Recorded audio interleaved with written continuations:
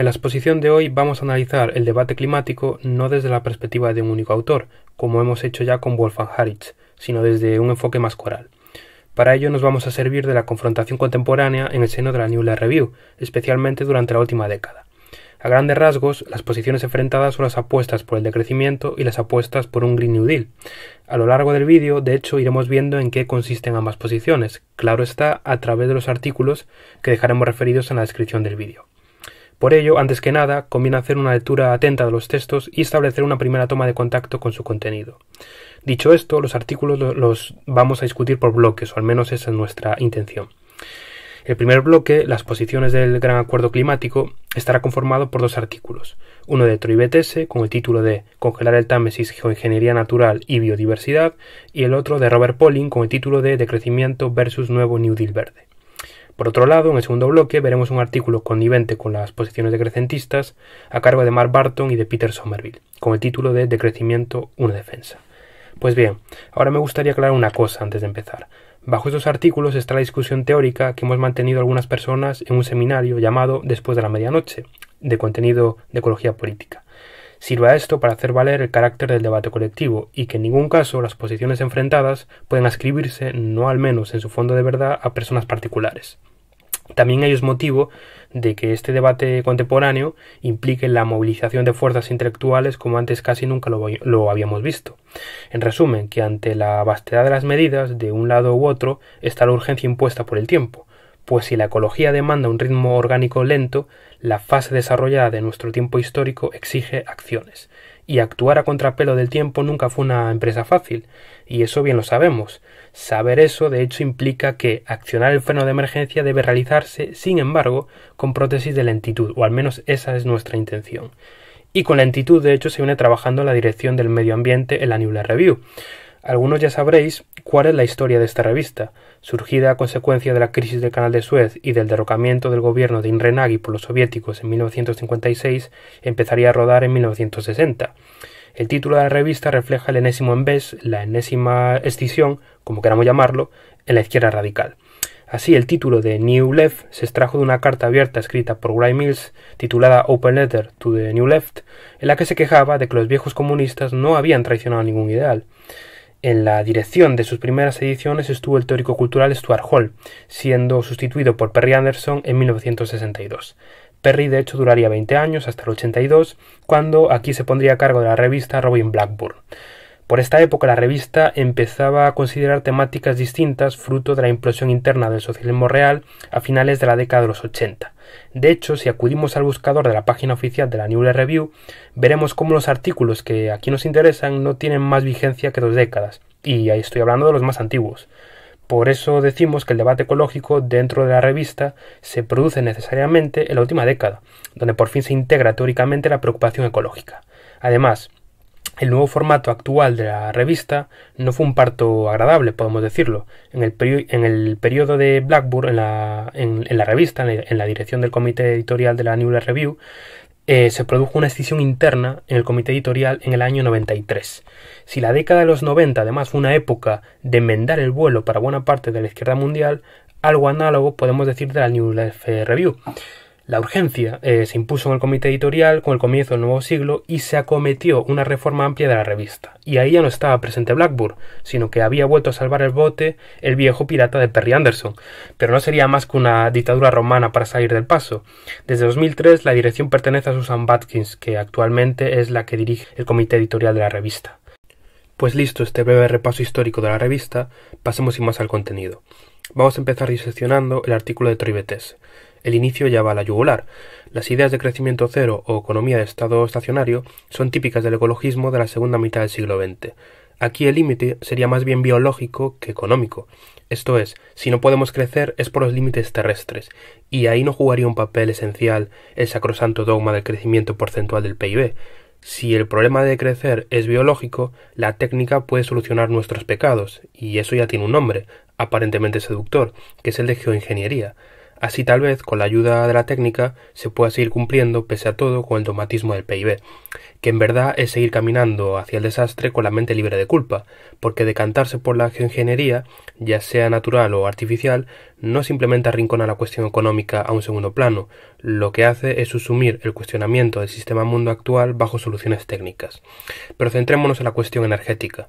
Para empezar, consideremos la definición que nos da Troy Betese de densidad energética como aquella densidad que es una relación entre la energía producida o consumida y el área de superficie de un sistema, medible en vatios por metro cuadrado. Es decir, que si queremos hacer cuentas, nos sale que en un sistema mayormente renovable la movilización de terreno será mucho mayor que un sistema de energías no renovables. Pero movilizaremos más porque estamos acostumbrados a demandar un gran arrastre energético. Ahí evidentemente está un límite de consumo humano que hay que desechar, y además, como argumenta Betese, está la cuestión de la escasez de la tierra, que sin duda es otro límite al crecimiento ilimitado. Aun así, como hemos dicho, si mantuviéramos el ritmo actual de consumo, o si lo bajamos un grado, la política energética nacional de los estados tendría que reconstruirse de arriba abajo, y todo para seguir manteniendo incuestionado el pico de consumo energético actual. Pero ya están saliendo algunas soluciones, unas más descabelladas que otras, para evitar el estado de colapso. Por ejemplo, el sociobiólogo Edward Wilson, desde una posición más conservacionista de los hábitats naturales, propone dejar libre la mitad de la esfera terrestre de presencia humana. Ello, claro, con el fin de cortar de raíz la depredación masiva de especies. Ello supondría, sin embargo, proclamar mecanismos jurisdiccionales que protejan ese inmenso espacio natural. Todavía faltaría por ver quién tiene la fuerza militar para declarar un espacio natural de tamañas proporciones y, llegado el caso, decretar qué zonas entran y qué zonas salen de ese espacio natural. Asimismo, ello contando con la migración masiva de la población mundial en un éxodo sin precedentes. Pero de momento, estos parecen escenarios de ciencia ficción apocalíptica. Lo que podemos hacer antes, para empezar por algo menos dramático, es ir apostando por la creación de espacios donde la biodiversidad prospere, garantizando así que tengan capacidad suficiente como sumideros de carbono, y dejar espacio a una política de energías renovables implicaría descender el consumo que tenemos ahora, precisamente porque hay que liberar espacio terrestre para que las renovables funcionen eficazmente. A medidas como estas se le han puesto múltiples etiquetas, desde economía política rojiverde, ecoausteridad igualitaria o economía de la mitad de la tierra, como proponía Wilson. Otra propuesta diferente a la suya, por ejemplo, es la del estado estacionario de Herman Daly. Sin duda es una propuesta más hábil para la gestión de un Estado-nación, en el sentido de que contiene una serie de puntos a dotar para avanzar un programa ecológico reformista.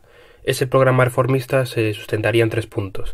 Primero, cuotas de agotamiento, esto es, limitación de recursos y subasta del Estado para tener ingresos públicos. Segundo, redistribución de la renta, básicamente una fiscalidad progresiva para las rentas. Y tercero, un límite a la reproducción humana. Aquí Daly apuesta por una política del hijo único, como hemos visto en China. Vistos estos puntos, podemos preguntarnos ahora, ¿y por qué Daly piensa en razón a sociedades concretas y no en la Tierra como un todo, como hacía Wilson? Pues bien, esto es por lo que él llama tasa de transferencia efectiva. Primero estaría la ecosfera y luego las distintas sociedades estacionarias, que no serían más que un subsistema de esa ecosfera global. Ahora podemos entender mejor por qué un programa reformista como el de Daly se aplica mejor en naciones concretas que en el conjunto de la Tierra como un todo, que era la idea inicial de Wilson. Así, la tasa de transferencia efectiva supone un límite de los estados a disponer libremente de los recursos que estén a su alcance, y serán los estados los que a su vez limitarán el consumo de los individuos, como si nosotros ya fuéramos un subsistema más dentro de nuestra economía estacionaria. En palabras de Daly, el impacto medioambiental es el producto del número de personas por la utilización per cápita del recurso. Aparte de este registro, está una verdad sobre la que mucho se ha hablado, que el circuito de reproducción de la forma mercancía siempre tiende a más, como si fuera un infinito indeterminado, puesto que no sabemos qué determinaciones pondrán fin a la acumulación de capital. Sabemos que hay barreras naturales y esos límites están ahí, pero sería indigno hacer aquí profecías. Betese cree que la extracción del PIB no sería ningún límite, pues es un indicador que tiene su historia contenida en la historia más profunda del capital. Dicho de otra forma, que el indicador macroeconómico del PIB es prescindible sin afectar el ciclo de la producción mercantil. Pero debo decir que esta posición me parece un poco falaz, más que nada porque se obvia la inevitable dialéctica de estados que aparece intrincada en esa lucha por la acumulación de capital. pero es cierto que BTS acierta en denominar una abstracción macroeconómica. El PIB, como la sustancia de Aristóteles, también se dice de muchas maneras. A lo que a nosotros respecta, por ejemplo, podemos hablar del PIB verde, un PIB verde real, un PIB que resta, como suele ser el caso, las danificaciones de los recursos naturales en la actividad económica de un Estado, y de hecho los primeros que quisieron computar un PIB verde fueron los chinos a principios de este siglo, pero finalmente se dieron cuenta de que evitar los costes medioambientales en ciertas zonas de producción del país supondría el cese de crecimiento económico en esas zonas. Y claro, eso es un coste demasiado grande incluso para el capitalismo de Estado de China. Ahí está la razón de la dialéctica de estados, vía deslocalización de empresas contaminantes mayormente. Pues con la deslocalización, los más afectados son ahora los estados más débiles, produciendo a mansalva en beneficio del PIB de terceros. Así, la dialéctica de estados en la crisis climática zonifica los costes ambientales por regiones, sin devolver a los pueblos perjudicados nada más que expolio y penuria, y la vida orgánica de la mercancía continuará hasta que la mierda, nunca mejor dicho, no se pueda meter debajo de la alfombra. Vista así, la forma diplomática de esta dialéctica de estados, por el momento, podría seguir el concepto de límite y comercio de John Dales, economista de la Escuela de Chicago. En su origen, este economista propuso una cola a las empresas estadounidenses para contaminar los grandes lagos. En este escenario neoliberal distópico, las empresas comprarían e intercambiarían permisos para degradar los lagos. La fórmula sería la siguiente: si degradas menos, puedes comprar emisiones, y cuando degrades, vuelta a esperar. Lo peor de esta patraña es su posible conversión real en programas de mitigación medioambiental neoliberal. Capitalizar el medio natural, insistir en el libre derecho de explotación de la misma, es ponerse una soga al cuello, y una soga que se pone en el cuello de todos. Hacer realidad programas de ciencia ficción significa no entender los límites naturales que sí comprendía la economía política clásica.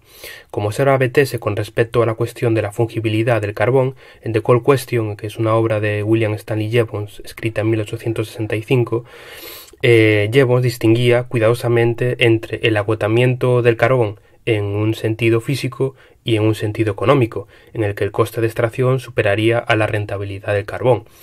Como vemos, el problema en el futuro inmediato será que la ecuación costes medioambientales prolongación del circuito mercantil se mantenga, en la forma que sea. Y es necesario decir esto, porque los antagonismos sociales inscritos en la lucha climática hay espacio, aunque no lo creamos, para futuros auténticamente distópicos.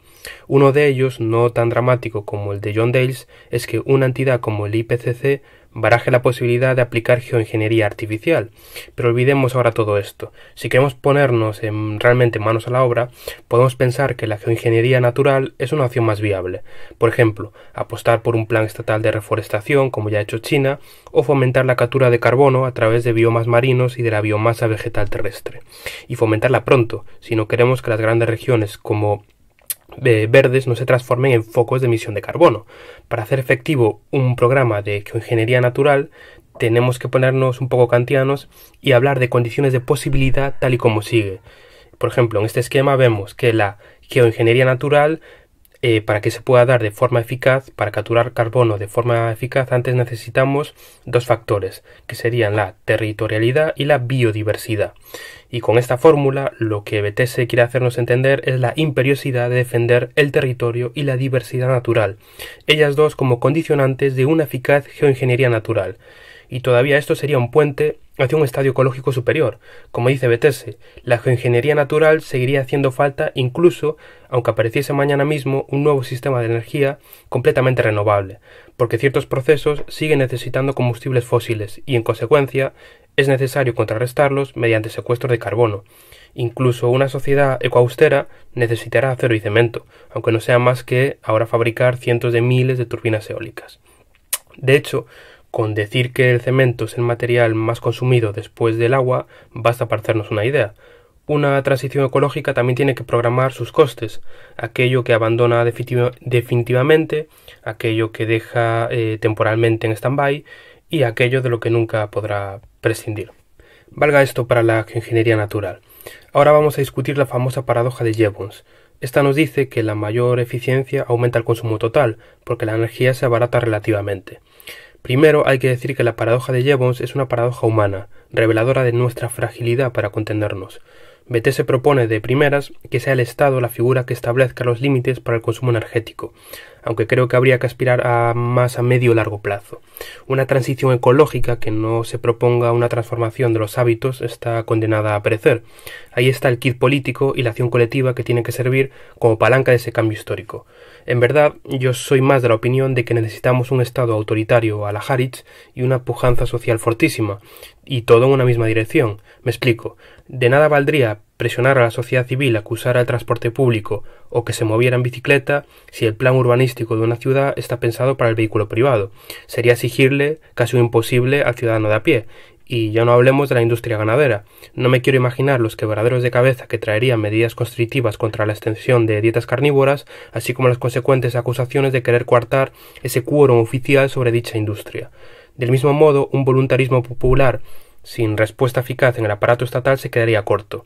De los estratos populares están saliendo experiencias de huertos grupales y yo especialmente recuerdo con gran cariño el huerto que presencié en el antiguo aeropuerto de Tempelhof en Berlín Oeste.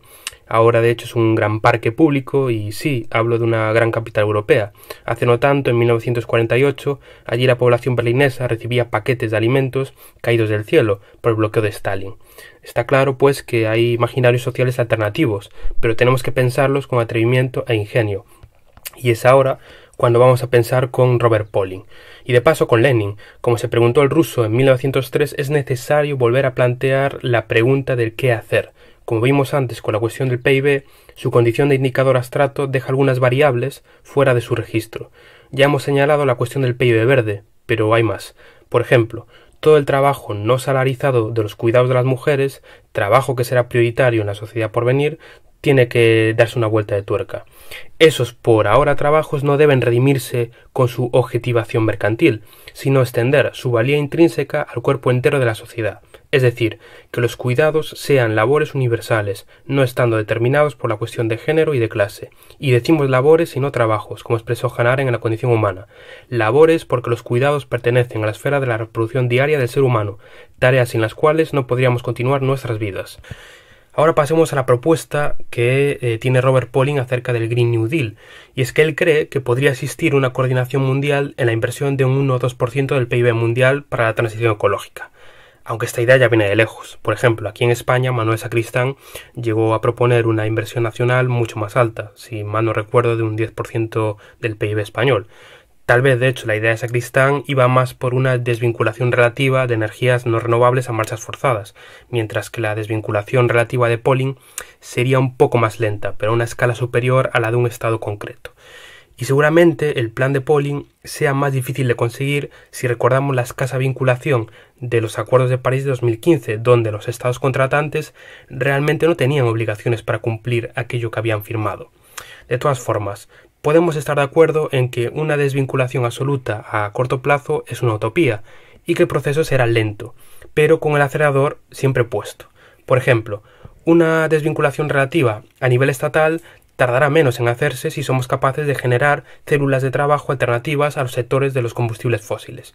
Y enfrente, si se consiguiera avanzar en las renovables, estaría la dichosa paradoja de Jevons. Pero aquí Pauling nos llama la atención sobre algo que no habíamos percibido con BTS, que será en las economías en desarrollo donde más costará que la eficiencia energética no termine en un despilfarro consumista. Y puede que esto suceda si el tejido productivo económico de esos estados sigue dependiendo en buena medida de combustibles fósiles. Otra cuestión de no menor importancia es qué energías servirán para hacer efectivo un plan verde de reforma nacional. Y aquí empiezan las divergencias de Pauling con el artículo de BTS. Pauling cree que la apuesta de BTS por la geoingeniería natural es temerosa de que las energías renovables seguirán necesitando grandes espacios de terreno. Pues bien, Pauling cree que esto no es así. Por ejemplo, si hablamos de los Estados Unidos de América, sus necesidades de consumo energético vía energía solar tan solo necesitaría el 0,8% del territorio nacional, y mayor terreno ocuparía, por ejemplo, la energía eólica, que se iría hasta un 15% de ese territorio, contando con el pico de demanda actual. Pauling defiende que la infraestructura de energías renovables más eficaz sería algo así como una mezcla de energía solar y eólica, así como geotérmica, hidroeléctrica y bioenergía limpia como fuentes suplementarias. Pero las renovables también tienen límites, y digo límites naturales. La geografía no es igual en todos lados, eso está claro. El sol, la lluvia o el viento no son factores estables en todas las regiones geográficas. Por eso, algunas regiones serán más aptas que otras para ciertas energías renovables, y sucederá lo contrario en otras regiones. Así, realizar un estudio integral de las necesidades nacionales por regiones, yo creo que es indispensable en un Green New Deal nacional, en cualquiera, porque también habrá que contar, como dice Pauling, con las inversiones en tecnologías de almacenamiento y transporte energético, para desplazarlas según las necesidades de la nación, necesidades, para rizar todavía más el rizo, que seguirán basándose en cifras, esto es, la densidad de población es diferente según qué naciones y aunque no caigamos en el temor de la escasez terrestre como BTS, sí es cierto que se necesitará mayor tierra libre cuanto mayor sea la concentración poblacional en un espacio menor. Digamos que esto es así como una ley de rendimientos decrecientes a la ecológica. Así, contar con el factor de la densidad de población es importante para ejecutar una coordinación global efectiva. Por ejemplo, si un estado se puede almacenar y transportar energía de un lado a otro según las necesidades de ese país, ¿por qué no iba a poder hacerse lo mismo a una escala internacional? Otro aspecto importante señalado por Pauling es lo que podríamos llamar la necesidad de una nueva revolución industrial verde. Revolución que se hará con fuertes inversiones públicas y con inyecciones monetarias de los estados más fuertes a los estados que lo demanden. Pero movilizar un programa así no será gratis, y las dinámicas de clase se dejarán notar. Dentro siempre de un programa reformista, por ejemplo, se podría apostar por una fiscalidad preferente a aquellas empresas que apostaran por reconvertir su industria a las necesidades energéticas de la nación. Medidas más autoritarias podrían realizarse si esa dinámica fuera a favor, como por ejemplo la imposición de impuestos de carbono o el racionamiento de bienes. Y qué suerte tenemos que muchas empresas estratégicas relacionadas con los combustibles fósiles sean de titularidad pública. Aquí podríamos hacer una lista amplia, por ejemplo, Saudi Aramco en Arabia Saudí, Gazprom en la Federación Rusa o Petronas en Malasia. Por otro lado, Pauling ataca a los decrecentistas por cómo se podría obligar a los estados a contraer anualmente su PIB para controlar los niveles globales de emisión. Pero esto, si se hace contando distributivamente a todos los habitantes del mundo sobre una base per cápita igual, llevaría al desastre. Por eso, una desvinculación absoluta a nivel global y considerando a todos los individuos con una base per cápita igual no sería factible. El decrecimiento necesitará entonces un plan verde de sustitución energética, no para consumir como hasta ahora, sino para poner la condición de posibilidad de que la transición energética no afecte a los estratos sociales más débiles. Dicho con la gracieta de Pauling, el decrecimiento es como un lema en busca de programa. Por último, vamos a analizar la posición decrecentista de Mark Barton y Peter Somerville, que principalmente atacarán el artículo de Pauling. Este destacaba, si mal no recordamos, la idea de que los decrecentistas no habían realizado propuestas convincentes para llevar a cabo un plan integral como puede ser un Green New Deal. Pues bien, Barton y Somerville niegan este punto. Sí que es cierta la existencia de propuestas decrecentistas que van más allá de criticar el dogma del PIB.